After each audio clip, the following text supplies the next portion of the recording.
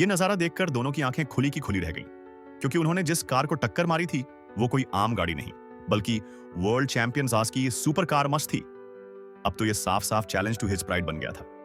भीड़ एकदम जोश में आ गई। अभी गाड़ी से उतरकर कुछ समझा पाती कि तभी कार विंडो अपने आप क्लिक की आवाज के साथ बंद हो गई। फिर कुछ सेकंड बाद गाड़ी अपने आप रेस ट्रैक स्टार्टिंग लाइन 1 की तरफ चल पड़ी।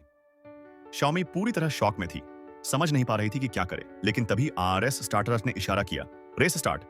शाओमी कुछ समझ भी नहीं पाई थी कि उसकी वो बीटल कार वास ने अपने आप आगे शिफ्ट ऑन किया और एकदम से फुल स्पीड में निकल पड़ी। वो और शोशुआई की सुपर कार अब साथ साथ दौड़ रही थी। शाओमी ने स्टीयरिंग मोड़ने की कोशिश की, पर कोई असर नहीं। गाड़ी ऐसे चल रही थी जैसे oh it had a mind of its own. वो समझा आगे निकल गया है, पर तभी बीटल ने साइड से ओवरटेक कर लिया। स्पीड मीटर ने 400 किलोमीटर प्रति घंटा को छू लिया और उसने चैंपियन की सुपरकार को पीछे छोड़ दिया। गुस्से में शाओ शुई ने धोखा देते हुए स्टीयरिंग